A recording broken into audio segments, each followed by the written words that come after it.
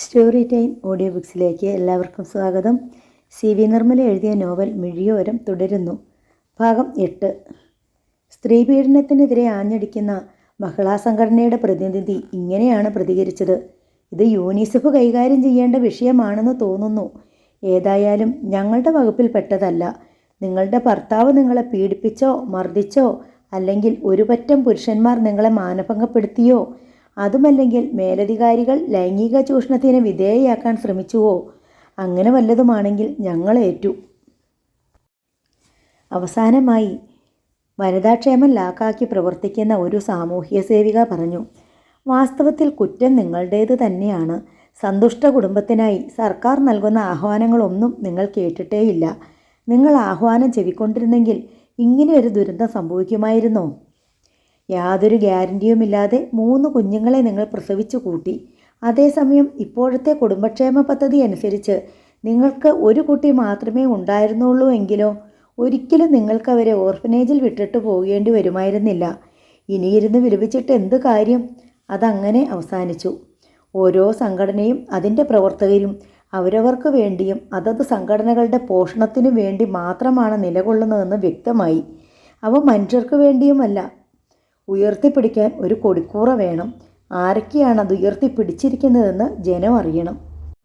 ഓരോ തവണയും ഏതു ബലിയാടിൻ്റെ രക്തത്തിൽ മുക്കിയാലാണ് തങ്ങളുടെ കൊടിക്കൂറയ്ക്ക് കൂടുതൽ തിളക്കമുണ്ടാവുക എന്നവർക്ക് ശരിക്കറിയാം.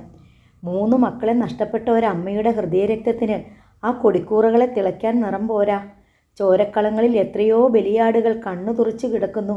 യോജിച്ചത് തിരഞ്ഞെടുക്കുകയേ വേണ്ടൂ. പേപ്പർ വെയിറ്റ് മേശമേലിട്ട് കറക്കിക്കൊണ്ട് ജയശങ്കർ ഇടയ്ക്കിടെ വിമലയെ നോക്കി. ഇനി ഒന്നേ ചെയ്യാനുള്ളൂ, കോടതിയിൽ ഒരു അന്യായം ഫയൽ ചെയ്യുക, ജയശങ്കർ പറഞ്ഞു.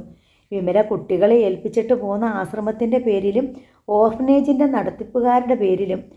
ഒരച്ഛനല്ലേ അതിൻ്റെ ചുമതല? അതെ, ഇടത്തിലച്ഛൻ. അന്ന് തന്നെ വിമല തൻ്റെ കേസ് ഏൽപ്പിക്കാൻ പറ്റിയ വക്കീലന്മാരെ അന്വേഷിച്ചു തുടങ്ങി. സാമർത്ഥ്യക്കാർ ഒരുപാടുണ്ട്. ആരെ തിരഞ്ഞെടുക്കണമെന്നേ നിശ്ചയിക്കേണ്ടതുള്ളൂ. വക്കാലത്ത് ഏൽപ്പിക്കുമ്പോഴുണ്ടാകുന്ന പണച്ചെലവിനെ പറ്റിയൊന്നും വിമലയ്ക്ക് ധാരണയുണ്ടായിരുന്നില്ല. വക്കീലാഫീസുകളിൽ ചെന്ന് അവരുമായി നേരിട്ട് സംസാരിച്ചപ്പോൾ മാത്രമേ മുമ്പിലുള്ള തടസ്സങ്ങൾ എന്തൊക്കെയാണെന്ന് അറിയാനായുള്ളൂ. പ്രശസ്തരായിട്ടുള്ള വക്കീലന്മാർ പലരും ഈ കേസിൻ്റെ വക്കാലത്ത് ഏറ്റെടുക്കാൻ താല്പര്യമില്ല. കേസിൽ നഷ്ടപ്പെട്ടുവെന്ന് പറയുന്ന 3 കുഞ്ഞുങ്ങളെ കണ്ടെത്തിയിട്ടുമില്ല. ശരിക്കും ഇതൊരു പോലീസ് കേസ് മാത്രമേ ആകുന്നുള്ളൂ. അതുതന്നെ ശൈശവഘട്ടത്തിലുമാണ്. നഷ്ടപ്പെട്ട തൊണ്ടിയും പ്രതിയുമില്ലാതെ എന്ത് കേസ്? യഥാർത്ഥ പ്രതി മറ്റൊരാളാണെന്ന് വ്യക്തമായിരിക്കെ ഇടത്തിലച്ഛനെയും ആശ്രമം ജോലിക്കാരെയും പ്രതികളാക്കിക്കൊണ്ടുള്ള ഒരു അന്യായം കഴമ്പില്ലാത്തതാണെന്ന് വക്കീലന്മാരിൽ പലരും വിമലയെ അറിയിച്ചു. ഒരു സമുദായ സ്ഥാപനത്തിനെതിരെയും പുരോഹിതനെതിരെയും നിലകൊള്ളുന്നതിൽ അവർ വിമുഖത കാട്ടുകയും ചെയ്തു. ഒന്നാമത്, കിട്ടാൻ അർഹതയുള്ള പേരോ പ്രശസ്തിയോ ഈ കേസിൽ നിന്ന് ലഭിക്കാനിടയില്ല. രണ്ടാമത്, വാദിയിൽ നിന്ന് വക്കീൽ ഫീസ് കിട്ടുന്ന കാര്യവും കുറച്ച് കഷ്ടത്തിലാണ്.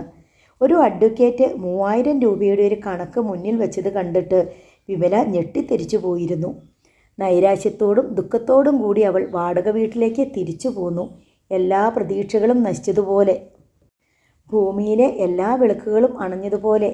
3 കുട്ടികളുടെ ജീവന് ഭൂമിയിൽ ഇത്രയേ വിലയുള്ളൂ. ഒരമ്മയുടെ ഹൃദയവേദന ലോകത്തിന് ഇത്ര നിസാരം. ദൈവമേ, എന്തൊരിരുട്ട്! ഒരു തരി വെളിച്ചമില്ലാതെ, ഒരു വാതിൽ പോലും തുറക്കപ്പെടാതെ. എല്ലായിടത്തും കരിങ്കൽ കോട്ടകൾ, കിടങ്ങുകൾ, തുരങ്കങ്ങൾ. എല്ലാ വഴികളും ഇവിടെ അവസാനിച്ചിരിക്കുന്നു. ഇനി എന്ത് ചെയ്യും? ആര് സഹായിക്കും? ആരെ അഭയം പ്രാപിക്കും? തന്നെ കടിച്ചുകുടഞ്ഞ് ചുഴറ്റിയെറിഞ്ഞ് ചവിട്ടിയരച്ച് ലോകം ബഹുദൂരം മുന്നോട്ട് പോയിക്കഴിഞ്ഞിരിക്കുന്നുവെന്ന് വിമലയ്ക്ക് തോന്നി. അങ്ങകലെ അകന്നുപോകുന്ന ജനത്തിൻ്റെ ആരവം, ആർപ്പുവിളികൾ, അട്ടഹാസങ്ങൾ. പിന്നിൽ ഇരുട്ടിൽ നിരാലംബയായി കിടക്കുന്ന തന്നെ ശ്രദ്ധിക്കാൻ, തൻ്റെ രോദനം കേൾക്കാൻ മഹാശൂന്യത മാത്രം. വിമല ഒരു പ്രതിമ കണക്കെ ഇരുട്ടിലിരുന്ന് കണ്ണീർ വാർത്തു. അവരെവിടെയാണ് എൻ്റെ മക്കൾ? വീട്ടുമുറ്റത്തേക്ക് പോലീസ് ജീപ്പ് പാഞ്ഞു വരുന്നത് കണ്ട് വർക്കിച്ചായൻ സിറ്റൗട്ടിൽ നിന്ന് എഴുന്നേറ്റു. പോർച്ചും കടന്ന് അത് സിറ്റൗട്ടിലേക്ക് ഇരുമ്പി കയറുമെന്ന് വർക്കിച്ചായന് തോന്നിപ്പോയി. സഡൻ ബ്രേക്കിൽ പോർച്ചിൽ ടയർ കരിഞ്ഞ മണം പരന്നു. DYSP ജയശങ്കർ ജഡതിയിൽ പുറത്തേക്കിറങ്ങി. വിമലയില്ലേ? സിറ്റൗട്ടിലേക്ക് കയറിക്കൊണ്ട് ജയശങ്കർ ചോദിച്ചു. ഉണ്ടല്ലോ, വിഷമിച്ച് കിടക്കുക. വിളിക്ക്. വർക്കിച്ചായൻ ചെന്ന് വിമലയെ വിളിച്ചു. അവൾ പിടഞ്ഞെണീറ്റ് പാറിപ്പറഞ്ഞ മുടി ഒതുക്കാതെ കണ്ണീരൊടുങ്ങിയ മുഖം തുടയ്ക്കാതെ സിറ്റൗട്ടിലേക്ക് വന്നു. ജയശങ്കർ അവളെ ആകമാനം ഒന്ന് നോക്കി. തനിക്ക് പനി പിടിച്ചോ? ഇല്ല.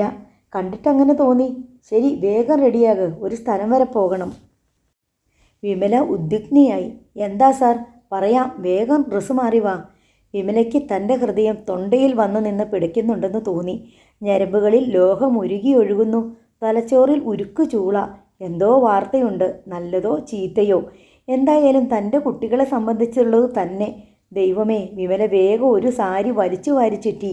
താറുമാറായ മുടി പിന്നിൽ മാടിക്കെട്ടി. കാര്യം എന്താണെന്ന് വർക്കിച്ചായൻ ജയശങ്കറോട് ചോദിക്കുന്നുണ്ടായിരുന്നു. ജയശങ്കർ മറുപടി ഒന്നും പറഞ്ഞില്ല. ആശയ്ക്ക് വഴിയുണ്ടോ സാറേ? വർക്കിച്ചായൻ വീണ്ടും ചോദിച്ചു. ഞങ്ങളെ ഇങ്ങനെ തീ തീറ്റാതെ. കുഞ്ഞുങ്ങൾ വിമലയുടേതാണേലും നഷ്ടപ്പെട്ടത് ഞങ്ങൾക്കാ. കുഞ്ഞച്ചനാണോ എന്ന് സംശയമുള്ള ഒരാളെ കണ്ടുകിട്ടി, അത്രേ ഉള്ളൂ. വിമല മുൻവശത്തേക്ക് ചെന്നു. ജയശങ്കർ ചടപട ഒച്ചയുണ്ടാക്കി ഇറങ്ങിച്ചെന്ന് ജീപ്പിലേക്ക് കയറി. കയറ് വേഗം, അയാൾ വിമലയോട് ആജ്ഞാപിച്ചു.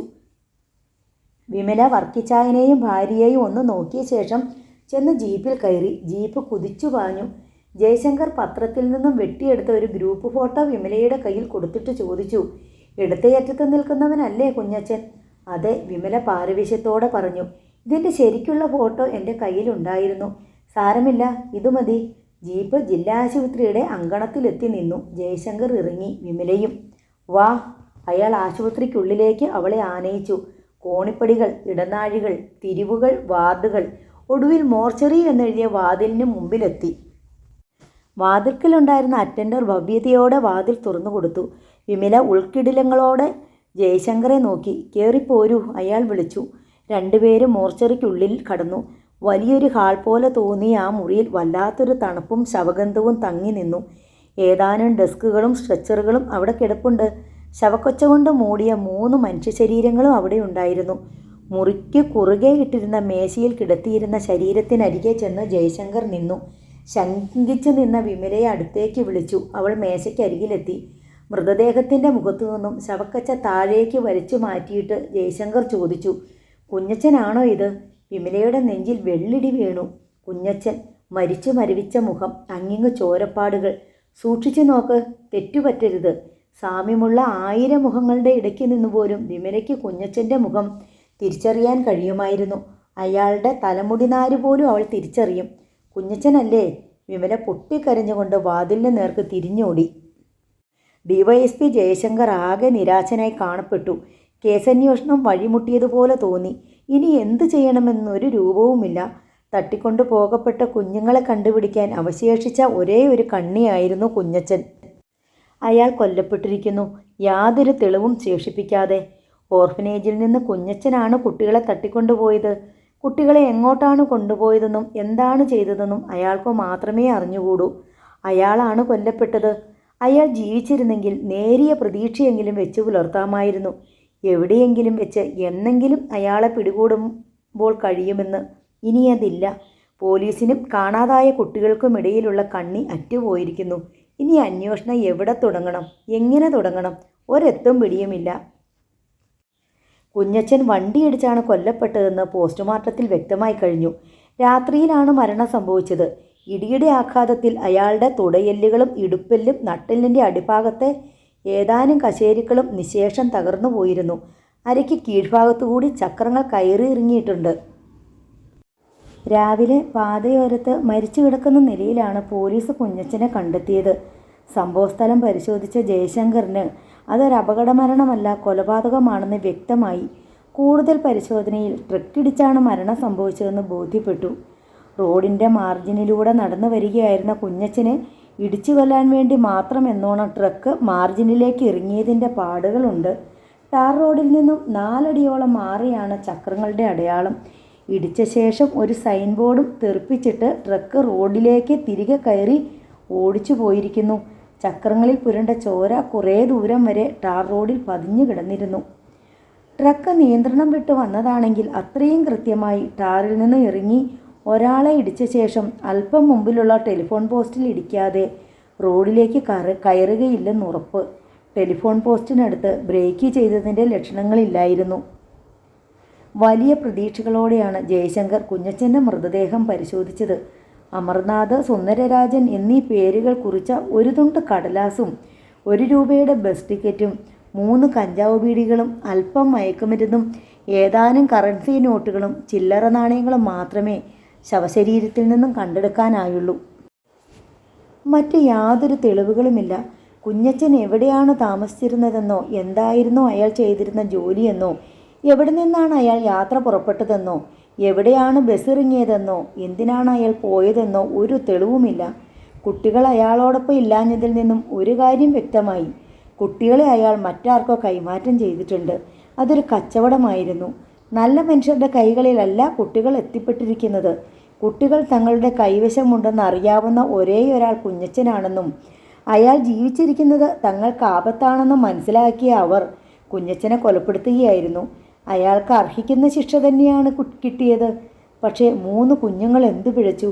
ക്രിമിനലുകളുടെ ഒരു സംഘം തന്നെ ഇതിനു പിന്നിൽ പ്രവർത്തിച്ചിട്ടുണ്ടാകണമെന്ന് ജയശങ്കർ അനുമാനിച്ചു. ആരാണ് ഈ അമർനാഥും സുന്ദരരാജനും? താൻ കാണുകയും കേൾക്കുകയും ചെയ്തിട്ടുള്ള ക്രിമിനലുകൾക്കിടയിൽ ഇങ്ങനെ ഒരു 2 പേരുകളുണ്ടോ?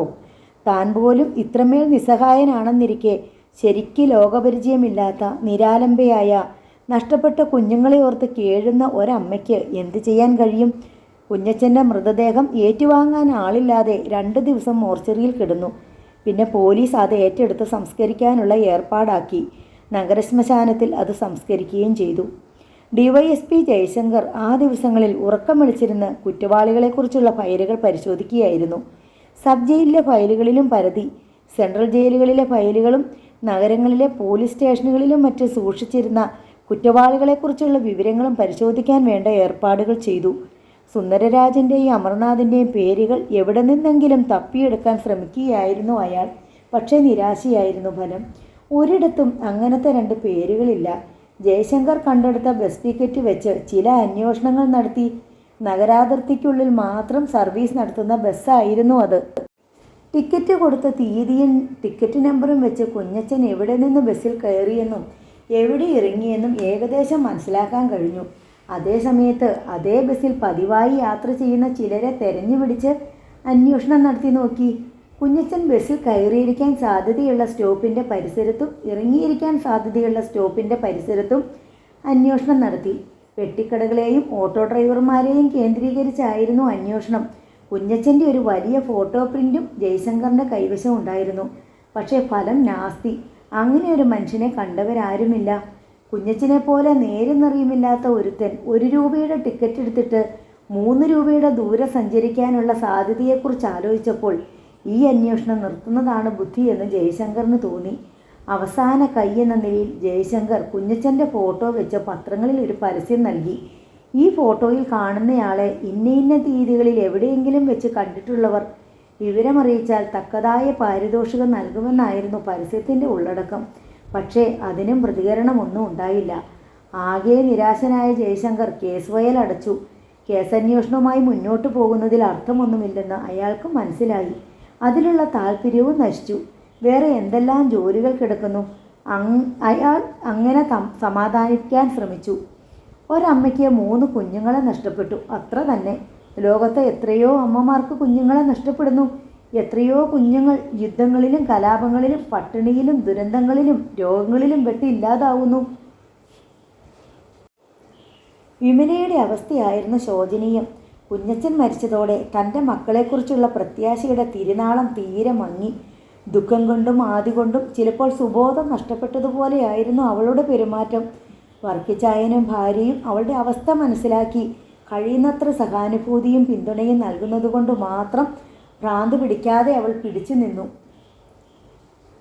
കുഞ്ഞച്ചൻ്റെ കൈവശം തൻ്റെ കുഞ്ഞുങ്ങളില്ലെങ്കിൽ പിന്നെ അവരെവിടെ എന്ന് സങ്കല്പിക്കാൻ പോലും അവൾ അശക്തിയായി തീർന്നിരുന്നു. അവരെ അയാൾ എന്തു ചെയ്തു? കൊന്നു കളഞ്ഞുവോ? വിറ്റു കളഞ്ഞുവോ? എങ്കിൽ അവരെവിടെ? അധികാരവും സ്വാധീനവും സ്ഥാനമാനങ്ങളുമുള്ള ഒരു DYSPക്ക് പോലും ഒന്നും ചെയ്യാൻ കഴിയാത്തിടത്ത് തനിക്ക് എന്തു ചെയ്യാനാവും? ഓർത്താൽ പകച്ചിരുന്നു പോകും. ശരീരം ചൂളി തണുക്കുന്നത് പോലെ തോന്നും. പിന്നെ ഒരു വിറയലാണ് മനസ്സിനും ദേഹത്തിനും. ചിലപ്പോൾ വിചാരിക്കും കുഞ്ഞച്ചൻ മരിച്ചത് നന്നായി എന്ന്. തൻ്റെ കുഞ്ഞുങ്ങൾ ആ നീചൻ്റെ കരങ്ങളിലല്ല എന്ന് സമാധാനിക്കാമല്ലോ. അയാളേക്കാൾ ഭേദമായിരിക്കും ഭൂമിയിലെ മറ്റേതൊരു മനുഷ്യപ്പിശാചും. തനിച്ചു കിടക്കുമ്പോൾ മക്കളെക്കുറിച്ചുള്ള ഓർമ്മകൾ ഇരുമ്പിയാർത്ത് കയറി വരും. അവരുടെ ചിരി, കളി, ശണ്ടകൾ, ശുണ്ടികൾ. അമലിന് മുക്കത്താണ് അരിശം. അമ്മുവിനോട് ഏതു നേരവും വഴക്കിന് ചെല്ലും. അവൻ ഇഷ്ടപ്പെടാത്ത വല്ലതും പറഞ്ഞോ ചെയ്തോ പോയാൽ കയ്യും ചുരുട്ടിപ്പിടിച്ച് ഒരു ചീറ്റിലോടെ ഇടിക്കാൻ പാഞ്ഞു ചെല്ലും. അമ്മ പേടിച്ച് ഒഴിഞ്ഞു മാറും. വേണ്ട അമൽ, നീ അമ്മൂട്ടിയെ ശിക്ഷിക്കാറായിട്ടില്ല. അതിന് ഞാനുണ്ട്, നിന്റെ മമ്മി. അവന് ദേഷ്യം തീരുകയില്ല. ഒറ്റ ഇടി വെച്ച് തരും ഞാൻ. തരം കിട്ടിയാൽ കൊടുക്കുകയും ചെയ്യും. ചിലപ്പോൾ രണ്ടുപേരും വലിയ സ്നേഹത്തിൽ കഥയും പറഞ്ഞ് ചിരിച്ച് രസിച്ചിരിക്കുന്നത് കാണാം. അമലിനായിരുന്നു തന്നോട് സ്നേഹക്കൂടുതൽ. തന്നെ തല്ലാൻ വന്നതിന് ഒരു കൂസലും കൂടാതെ കുഞ്ഞച്ചനെ ഭീഷണിപ്പെടുത്തിയവനാണ് അമൽ. മമ്മീനെ തൊട്ടാ കൊന്നളയും ഞാൻ. പേടി എന്തെന്ന് അവൻ അറിഞ്ഞുകൂടാ. അമ്മുവിൻ്റെ സ്നേഹം ശാന്തമായിരുന്നു. തിന്നാൻ എന്ത് കിട്ടിയാലും അതിലൊരു പങ്ക് തനിക്ക് കൊണ്ടുവന്ന് തരും. ഒരു മിഠായി അല്ലെങ്കിൽ ഒരു ബിസ്ക്കറ്റ് കഷ്ണം, അതുമല്ലെങ്കിൽ ഒരു പീസ് ബ്രെഡ്. അവളുടെ അമ്മ മക്കൾക്ക് വേണ്ടി പലപ്പോഴും പട്ടിണിയിരിക്കാറുണ്ടെന്ന് അവൾ മനസ്സിലാക്കിയിരുന്നു. അമലിനാണെങ്കിൽ കിട്ടിയത് അപ്പാടെ ഞൊടി നേരം കൊണ്ട് വെട്ടി വിഴുങ്ങണം. എന്നിട്ട് പറയും, എനിക്ക് ഇനിയും വേണം. ഇനിയെന്താ? അമ്മുവിനെ വഴക്കു പറഞ്ഞാലോ ശിക്ഷിച്ചാലോ കരഞ്ഞ് ബഹളമുണ്ടാക്കിയില്ല. സങ്കടങ്ങൾ ഉള്ളിലൊതുക്കുന്ന സ്വഭാവമാണ് അവളുടേത്. നിറകണ്ണുകളോടെ വല്ലായ്മ നിറഞ്ഞ മുഖത്തോടെ എവിടെയെങ്കിലും മാറിയിരുന്നു കൊള്ളും. ഉറങ്ങാൻ കിടക്കുമ്പോഴാണ് വഴക്കും കുസ്തിയും. 3 പേർക്കും തന്നെ കെട്ടിപ്പിടിച്ച് കിടക്കണം. കുഞ്ഞുവാവയ്ക്ക് സ്ഥിരം സ്ഥാനമുണ്ട്. ഇടതുവശത്ത് ചുമരോട് ചേർന്ന് തൻ്റെ കഴുത്തിനടിയിൽ തല തിരികെ വെച്ച് ഒരു കൈ നെഞ്ചിലും വെച്ച് അനങ്ങാതെ കിടന്നുകൊള്ളും. വലതുവശത്ത് ആര് കിടക്കും എന്നതിനെ ചൊല്ലി അമലും അമ്മുവും എപ്പോഴും വഴക്കടിക്കും. ഒരാൾക്കേ കിടക്കാൻ പറ്റൂ. അമലിനെ എങ്ങനെ കിടന്നാലും കിടപ്പ് ശരിയാവില്ല. തിരിഞ്ഞു മറിഞ്ഞുകൊണ്ടിരിക്കും. ഒടുവിൽ തൻ്റെ നെഞ്ചത്ത് കയറി കിടന്നുറങ്ങും. അമ്മു അപ്പോഴേക്കും വലതുവശത്ത് തൻ്റെ കൈമടക്കിൽ തലവെച്ച് മയക്കം പിടിച്ചിരിക്കും. ഓരോ ഓർമ്മകളിൽ മുഴുകി അങ്ങനെ കിടന്നപ്പോൾ വിമലയ്ക്ക് തോന്നി കുട്ടികൾ തന്നോടൊപ്പമുണ്ടെന്ന്. അമൽ മേശയ്ക്ക് പിന്നിൽ പതുങ്ങിയിരിക്കുകയാണ്. മമ്മി, ഒളിച്ചേ, താൻ കണ്ടേ എന്ന് പറയണം. പിന്നെയും ഇത് ആവർത്തിക്കും. അമ്മൂട്ടി എന്തിയെ മോനെ? ഒളിച്ചിരിക്കുക. കുഞ്ഞുവാവയോ? കുഞ്ഞുവാവേ, ഒന്ന് കാണിച്ചു തരുമോ? വാ, കാണിച്ചു തരാം. മിണ്ടല്ലേ. അടക്കത്തിലാണ്. കൈ പിടിച്ചു വലിച്ചുകൊണ്ട് നീങ്ങുന്നു. കട്ടിൽ കീഴിൽ നിന്ന് അമ്മുവിൻ്റെ അടക്കി പിടിച്ച ചിരി കേൾക്കാം. അമ്മൂട്ടി എന്തിയടാ കുട്ടാ? അവൻ കട്ടിലിൻ്റെ കീഴിലേക്ക് വിരൽ ചൂണ്ടി. ദേ ഇരിക്കുന്നു മമ്മി. അമ്മൂട്ടി ദേ ഇരിക്കുന്നു, കണ്ടോ? അപ്പോഴേക്കും അമ്മുവിന് ചിരി പൊട്ടി. അവൾ പതുക്കി വെച്ചിരുന്ന കുഞ്ഞുവാവയും കിലുകില ചിരിക്കുകയാണ്. പൊടുന്നനെ ആ ശബ്ദങ്ങളെല്ലാം എവിടേക്കോ വലിച്ചെടുക്കപ്പെട്ടതുപോലെ, വളരെ അകലേക്ക് ഇരുട്ടിലേക്ക് അലിഞ്ഞു പോയതുപോലെ അത് നിലച്ചിരിക്കുന്നു. വിമല ഞെട്ടിപ്പിടിഞ്ഞു നോക്കി. ഇരുട്ടാണ് ചുറ്റിലും. എവിടെയാണവർ? എങ്ങോട്ട് പോയി? ഇതുവരെ അവർ തന്നോടൊപ്പം ഇല്ലായിരുന്നോ? അവരുടെ രൂപം താൻ കണ്ടുവല്ലോ, സ്വരം കേട്ടുവല്ലോ. സത്യത്തിൽ മിഥ്യ ഏത് എന്ന് വിമലയ്ക്ക് പെട്ടെന്ന് തിരിച്ചറിയാനായില്ല. ഒടുവിൽ തിരിച്ചറിവിൻ്റെ നിമിഷത്തിൽ ഏങ്ങി കരഞ്ഞുകൊണ്ട് അവൾ കിടക്കയിലേക്ക് തന്നെ വീണു. ഹാഫ് ഡോർ തുറന്ന് വിമല കയറി വരുന്നത് കണ്ടപ്പോൾ തന്നെ DYSP ജയശങ്കറിൻ്റെ മുഖം ഇരുണ്ടു. അയാൾ ഇരിക്കാനൊന്നും പറഞ്ഞില്ല. വിമല കാത്തു നിന്നു. ജയശങ്കർ പുരുകം വളച്ചു. സാർ, എന്തെങ്കിലും വിവരം? എന്ത് വിവരം? എൻ്റെ കുട്ടികളെപ്പറ്റി. നിങ്ങളുടെ കുട്ടികളെ പോലീസിൽ ഏൽപ്പിച്ചിട്ടുണ്ടോ? വിമല അമ്പരന്നു. പോലീസ് അല്ലല്ലോ കൊണ്ടുപോയി കളഞ്ഞത്. ആണോ? കാണാതാവുന്ന കുട്ടികളെ തേടി നടക്കൽ മാത്രമല്ല പോലീസിന് പണി. കുട്ടികളെ നോക്കാൻ പ്രാപ്തിയില്ലാത്ത അമ്മമാർക്കേ ഇവരെ നഷ്ടപ്പെടൂ. അതിന് പോലീസിനെ പഴിച്ചിട്ട് കാര്യമില്ല. മുഖത്തടിച്ചതുപോലെയുള്ള മറുപടി കേട്ട് വിമല ശബ്ദിക്കാനാവാതെ നിന്നു. ഓർഫനേജിൽ നിന്നാണ് കുട്ടികളെ നഷ്ടപ്പെട്ടതെങ്കിൽ നിങ്ങൾ അവരുടെ പേരിൽ കേസ് കൊടുക്ക്. അല്ലാതെ ദിവസവും ഇങ്ങോട്ട് എഴുന്നള്ളിയത് കൊണ്ട് ഫലമൊന്നുമില്ല. വിമല അയാളുടെ മുഖത്തേക്ക് മനസ്സിലാകാത്ത പോലെ പകച്ചു നോക്കി. അവളുടെ കവിൾത്തടങ്ങളിലൂടെ 2 നീർച്ചാലുകൾ നിശബ്ദം കുതിച്ചൊഴുകി. അവശേഷിച്ചിരുന്ന ഒരേയൊരു വാതിലും അടയുകയാണ്. അവസാനത്തെ തിരുനാളവും അണഞ്ഞിരിക്കുന്നു. ജയശങ്കർ അസ്വസ്ഥതയോടെ കൈകൾ കൂട്ടിത്തിരുമി. വിമലേ, അയാൾ സ്വരം മയപ്പെടുത്തി. പോലീസുകാരനാണെങ്കിലും ഞാനും ഒരു മനുഷ്യനാണ്. എനിക്ക് നിങ്ങളുടെ മുഖം കാണുന്നത് വിഷമമാണ്. അതാണ് കാര്യം. മനസ്സിലായോ? Sorry sir. വിമല തേങ്ങി. ഇനി ഒരിക്കലും ഇവിടെ വന്ന് സാറിനെ ഞാൻ ബുദ്ധിമുട്ടിക്കില്ല. മാപ്പ്. കരച്ചിലടക്കാൻ സാരിത്തുമ്പ് കടിച്ചു പിടിച്ച് പുറംകൈ കൊണ്ട് കണ്ണീർ തൂത്തായി അവൾ വേഗം വെളിയിലിറങ്ങി. ജയശങ്കർ അസ്വസ്ഥത താങ്ങാനാവാതെ മേശമേൽ കൈ ചുരുട്ടിയിടിച്ചു. തൻ്റെ നിസ്സഹായതയെക്കുറിച്ചും അണിഞ്ഞിരിക്കുന്ന യൂണിഫോമിനെക്കുറിച്ചും സ്ഥാനമാന ചിഹ്നങ്ങളെക്കുറിച്ചും അയാൾക്ക് അപജ്ഞ തോന്നി. ടെലിഫോൺ ശബ്ദിച്ചു. ബാസ്റ്റഡ്! കലിപ്പോടെ അയാൾ റിസീവർ എടുത്തു. Hello, DYSP Jaishankar sir. ഇവിടെ കളക്ടറേറ്റിന് മുമ്പിൽ കത്തിക്കുത്തും ബഹളവും. അതിന് ഞാനെന്ത് വേണം? താനും വേണമെങ്കിൽ ഒരു കടാരയുമായിട്ട് ഇറങ്ങിക്കോ, സ്റ്റുപ്പിഡ്. അയാൾ റിസീവർ ക്രാഡിലേക്ക് എറിഞ്ഞിട്ട് ആരെയൊക്കെയോ പ്രാഗി. ഓട്ടോറിക്ഷയിൽ നിന്നും ഇറങ്ങി ചാർജ് കൊടുത്തിട്ട് വിമല റോഡിലുള്ള പഴഞ്ചൻ 2 നില കെട്ടിടത്തിലേക്ക് നോക്കി. വളരെയധികം മുറികളുള്ള ഒരു വലിയ കെട്ടിടത്തിൻ്റെ ഓരോ വാതിലിലും ഓരോ അഡ്വക്കേറ്റുമാരുടെ നെയിം ബോർഡുകൾ പതിച്ചിരുന്നു. വരാന്തയിലെ ഡെസ്കിലിരുന്ന് എന്തോ എഴുതിക്കൊണ്ടിരുന്ന ഒരു വക്കീൽ ഗുമസ്തനോട് വക്കീൽ ശ്രീനിവാസൻ്റെ ഓഫീസ് എവിടെയെന്ന് ചോദിച്ചു. മുകളിലാണ്, ഗുമസ്തൻ അറിയിച്ചു. വിമല മരക്കോവണി കയറി മുകളിലെത്തി. പലക വിരിച്ച തറയായിരുന്നു 2-ാം നിലയിൽ. നടക്കുമ്പോൾ വലിയ കാലച്ചയുണ്ടാക്കിക്കൊണ്ടിരുന്നു. ഒരിടത്ത് അഡ്വക്കേറ്റ് ശ്രീനിവാസൻ എന്നെഴുതിയ ബോർഡ് കാണായി. നിലയില്ലാ കയത്തിൽപ്പെട്ടു പോയവൾക്ക് പിടിക്കാൻ കിട്ടുന്ന കച്ചിത്തുരുമ്പെന്ന നിലയിൽ ശങ്കയോടെ പ്രതീക്ഷയോടെ ആ പേരിലേക്ക് അവൾ ഉറ്റുനോക്കി. എല്ലാ വാതിലുകളും അടഞ്ഞ നിലയിലാണ്. വിമല ആദ്യം കണ്ട മുറിയിലേക്ക് കയറി ചെന്നു. അവിടെ ഒരു എഴുത്തുമേശമേൽ ഒരു മധ്യവയസ്കൻ ഇരുന്ന കേസുകെട്ടുകൾക്കിടയിൽ എന്തോ തിരയുകയായിരുന്നു. 2 ചാരുബെഞ്ചുകൾ മുറിയിലുണ്ട്. അവിടെ ക്ഷീണിതയും ദുഃഖിതയുമായ ഒരു സ്ത്രീ 2 വയസ്സ് പ്രായം വരുന്ന ഒരു കുഞ്ഞിനെയും കൊണ്ടിരിപ്പുണ്ട്. വിമല കയറി ചെന്നപ്പോൾ മധ്യവയസ്കനായ ഗുമസ്തൻ തലപൊക്കി നോക്കി. എന്താ, അഡ്വക്കേറ്റ് ശ്രീനിവാസനുണ്ടോ? കാര്യം പറ. കേസാണോ? എനിക്കൊന്ന് കാണണമായിരുന്നു. ഇന്ന് കാണാനൊക്കില്ല, ബിസിയാ. എനിക്കൊന്ന് കണ്ടേ പറ്റൂ, എന്നിട്ടേ ഞാൻ ഇവിടുന്ന് പോകൂ. ഗുമസ്തൻ അവളെ സൂക്ഷിച്ചൊന്ന് നോക്കി. വിമല ചാരുബെഞ്ചിലിരുന്നു. എതിർവശത്തെ ബെഞ്ചിലിരുന്ന സ്ത്രീയുടെ കുഞ്ഞ് അവളെ നോക്കി ചിരിച്ചു. കുഞ്ഞുവാവിയുടെ ചിരി പോലെ. കൊച്ചിരിപ്പല്ലികൾ കാട്ടി കവിളത്തെ നുണക്കുഴി തെളിച്ച് ഒരു കള്ളക്കണ്ണോടെ. വിമല വിഷാദത്തോടെ അവൻ്റെ നേർക്ക് മന്ദഹസിച്ചു. ഗുമസ്തൻ ഒരു ഫയലെടുത്ത് മാറ്റി വെച്ചു. എന്നിട്ട് മറ്റേ സ്ത്രീയെ നോക്കി. അപ്പോൾ പിരിയാൻ തന്നെ തീരുമാനിച്ചു. ആ സ്ത്രീ സങ്കടത്തോടെ പറഞ്ഞു. ഇനി എനിക്ക് ഒന്നിച്ച് ജീവിക്കണ്ട, മടുത്തു, വെറുപ്പായി. എത്രയെന്ന് വെച്ചാ സഹിക്കുന്നേ? എന്നും കുടിക്കും, എന്നെ പൊതിരെ തല്ലും, ഒക്കെ സഹിക്കാം. ഈ കൊച്ച് അങ്ങേരുടേതല്ലെന്നാ പറച്ചിൽ. അവരുടെ കണ്ണിൽ നിന്നും കുടുകൂടെ കണ്ണീർ വീണു തുടങ്ങി. ചിലപ്പോൾ തോന്നും കുഞ്ഞിന് വല്ല വിഷവും കൊടുത്ത് ഞാനും കഴിച്ച് ചത്താലോന്ന്. ഇതിൻ്റെ മുഖത്ത് നോക്കുമ്പോൾ എനിക്കതിന് കരുത്ത് കിട്ടുന്നില്ല. തളർന്നു പോവാ സാറേ. ഗുമസ്തൻ തലകുലുക്കി കേട്ടുകൊണ്ടിരുന്നു. വിമല ആ കുട്ടിയെ തന്നെ അനുകമ്പയോടെ നോക്കി. അവൻ അമ്മയുടെ മടിയിൽ നിന്ന് ഊർന്നിറങ്ങി വിമലയുടെ അരികെ ചെന്നു. അവളുടെ സാരിയിലും വിരലുകളിലും തെരിപ്പിടിപ്പിക്കുകയും വലിക്കുകയും ചെയ്തു. അകത്ത് അഡ്വക്കേറ്റ് ഉറക്കെ സംസാരിക്കുന്നത് കേൾക്കാമായിരുന്നു. ക്ഷോഭിച്ചാണെന്ന് തോന്നി. അഡ്വക്കേറ്റിൻ്റെ റൂമിലുണ്ടായിരുന്ന ആൾ ഇറങ്ങി വന്നു. ഗുമസ്തൻ ബെഞ്ചിലിരുന്ന സ്ത്രീയോട് പറഞ്ഞു. കയറി കണ്ടിട്ട് വാ, ദാ ഇതുകൂടി കാണിച്ചേക്ക്. നീളത്തിൽ മടക്കിയ കടലാസ് അയാൾ അവരെ ഏൽപ്പിച്ചു. വക്കീലിനെ കണ്ടിട്ടല്ലേ പോകുന്നുള്ളൂ? ആ സ്ത്രീ വിമലയോട് ചോദിച്ചു. ഉവ്വ്. കുഞ്ഞിനെ ഒന്ന് നോക്കിക്കോളുവോ? 5 മിനിറ്റ്. വിമല തലയാട്ടി. കുഞ്ഞ് വിമലയുടെ അരികെ നിൽക്കുകയായിരുന്നു. മോൻ്റെ പേരെന്താ? വിമല അരുമയോട് ചോദിച്ചു. വിനു. അവൻ ചാരുബെഞ്ചിലേക്ക് കയറി അവളോട് ചേർന്നിരുന്നു. വിമല അവനെ എടുത്ത് മടിയിൽ വെച്ചു. നിമിഷങ്ങൾക്കുള്ളിൽ അവൻ വിമലയുമായി ഇണങ്ങിക്കഴിഞ്ഞു. കളിയും ചിരിയും കൊഞ്ചിയുള്ള വർത്തമാനവും. ഒരു വേള ബെഞ്ചിൽ നിന്ന് ഊർന്നിറങ്ങുന്നതിനിടയിൽ അവൻ വീണു. ഒരു വട്ടം കരഞ്ഞു. വിമല പെട്ടെന്ന് അവനെ എടുത്ത് തോളിലിട്ട് മുറിയിലൂടെ അങ്ങോട്ടും ഇങ്ങോട്ടും നടന്നു. കുഞ്ഞുവാവയുടെ അതേ ഇളം ചൂട്, തോളത്തമർന്ന് അനങ്ങാതെ പതുങ്ങിയുള്ള അതേ കിടപ്പ്. വിമലയ്ക്ക് കുളിരു കോരി. അവൾ അവൻ്റെ കവിളത്ത് ഒരു മുത്തം കൊടുത്തു. കുഞ്ഞു തോളത്തു നിന്നും തല ഉയർത്തി അവളെ നോക്കി.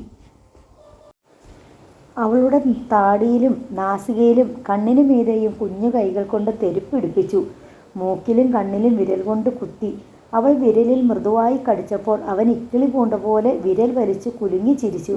വീണ്ടും അവൻ അവളുടെ പല്ലുകൾക്കിടയിലേക്ക് വിരൽ കൊണ്ടുചെന്നു.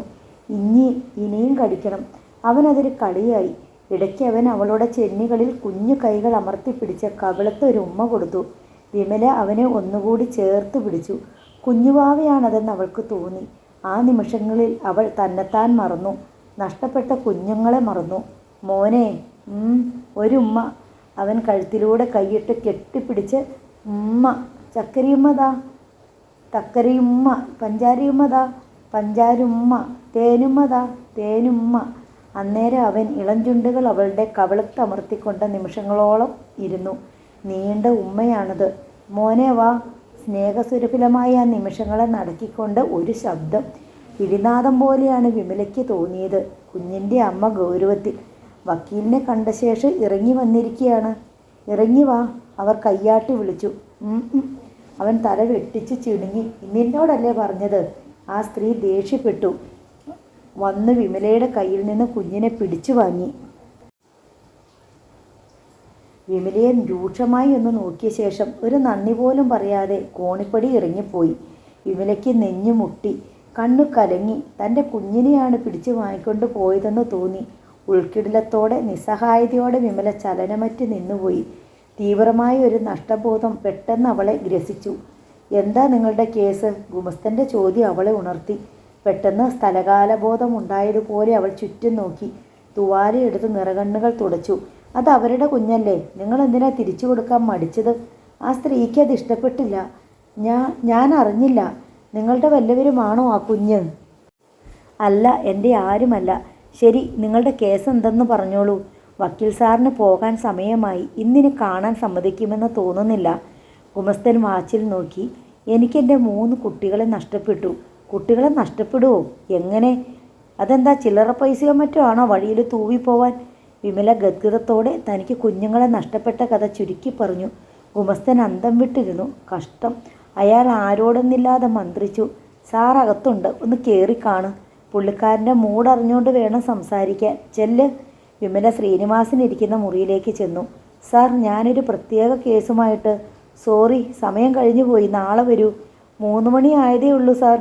എത്ര മണിവരെ ഞാനിവിടെ ഇരുന്ന് ജോലി ചെയ്യണമെന്ന് താനല്ല ഞാനാ തീരുമാനിക്കുന്നത്. മനസ്സിലായോ? എനിക്ക് സൗകര്യമുള്ളപ്പോൾ ഞാൻ വരും പോകും. ശ്രീനിവാസൻ പെട്ടെന്ന് കോപിച്ചു. സാർ, മുമ്പൊരിക്കൽ ഞാൻ സാറിൻ്റെ വീട്ടിൽ 3-4 പിറുങ്ങണി പിള്ളേരെയും കൊണ്ട് അല്ലേ? ഞാൻ ഓർക്കുന്നു. പോയിട്ട് നാളെ വാ. സാർ, ഞാൻ ഉഷാറാണിയുടെ. ചേടാ, ഇതെന്തൊരു നാശം! ശ്രീനിവാസൻ ക്ഷുഭിതനായി ചാടി എഴുന്നേറ്റു. നിങ്ങളുടെ വക്കാലത്ത് എനിക്ക് തരണ്ട. തീർന്നില്ലേ? വേറെ എത്ര വക്കീലന്മാരുണ്ട്? അവരെ പോയി കാണ്. ദൈവത്തെ ഓർത്തു സാർ, 3 കുഞ്ഞുങ്ങളെ നഷ്ടപ്പെട്ട ഒരമ്മയാണ്. അവൾ അയാളുടെ നേരെ കൈകൂപ്പിക്കൊണ്ട് വിങ്ങിപ്പൊട്ടി. ശ്രീനിവാസൻ അത് കേൾക്കാതെ മേശപ്പുറത്ത് തുരുതുരാ അടിച്ചു വിളിച്ചു. സുഗുണൻ, സുഗുണ! ഗുമസ്തൻ ഓടിപ്പാഞ്ഞു വന്നു. താനാണോ ഈ സ്ത്രീയെ അകത്തേക്ക് കയറ്റി വിട്ടത്? അത് പിന്നെ സാർ, ഞാൻ ആരോട് ചോദിച്ചിട്ട്? ഞാൻ പറഞ്ഞോ? ഊവോ സാർ, ഇവളുടെ കേസ് കൂട്ടിക്കൊണ്ടു പോ. സുഗുണൻ വേഗം വിമലയെയും കൂട്ടി തൻ്റെ മുറിയിലേക്ക് നീങ്ങി. സാരമില്ല, അയാൾ വിമലയെ സമാധാനിപ്പിച്ചു. സാറിൻ്റെ ടെമ്പർ ഇത്തിരി ലൂസായതാ. ഒരു ബോൾട്ട് ഇളകിയിട്ടുണ്ട്. ഇടയ്ക്കിടെ ഉള്ളതാ, കാര്യമാക്കണ്ട. വിമല അവിടെ നിന്ന് തേങ്ങി. ഇവിടെ നില്ല, ഞാനൊന്ന് പറഞ്ഞു നോക്കട്ടെ, പോയേക്കരുത്.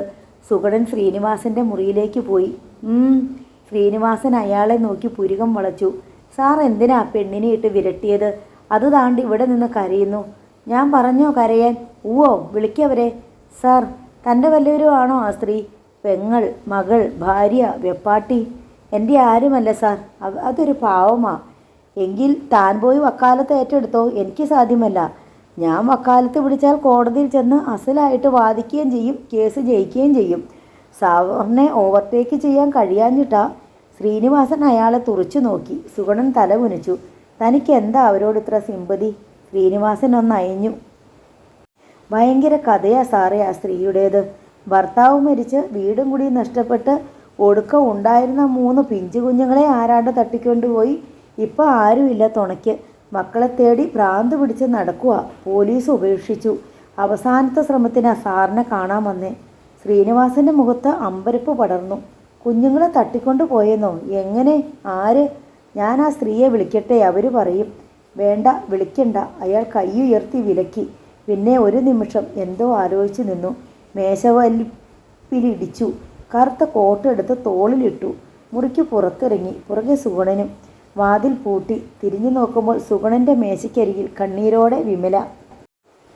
ശ്രീനിവാസൻ 2 നിമിഷം അയാളെ നോക്കി. വിമല മുഖമുയർത്തി. പോയിട്ട് നാളെ വാ, എനിക്കൊന്ന് ആലോചിക്കണം. നാളെ കോടതി ഇല്ല സാർ, സുഗുണൻ അറിയിച്ചു. അത് ശരി, എന്നാൽ എൻ്റെ വീട്ടിലേക്ക് വന്നാൽ മതി. ശ്രീനിവാസൻ താഴേക്കുള്ള കോണിപ്പടി ഇറങ്ങി. പകുതിയോളം ഇറങ്ങിയിട്ട് അയാൾ തിരികെ കയറി വന്നു. അല്ലെങ്കിൽ വേണ്ട, ഇപ്പോൾ തന്നെ അതങ്ങ് പ്രൊസീഡ് ചെയ്യാം. അയാൾ താക്കോലെടുത്ത് മുറി തുറന്നു. വിമല അമ്പരപ്പിൽ സുഗുണനെ നോക്കി. സുഗുണൻ മുറിയിലേക്ക് നോക്കിക്കൊണ്ട് കൈ മലർത്തിക്കാട്ടി. ദൈവത്തിൻ്റെ പ്ലാനും പദ്ധതിയും ഏതാണ്ടൊക്കെ ഊഹിക്കാൻ നമുക്ക് പറ്റും.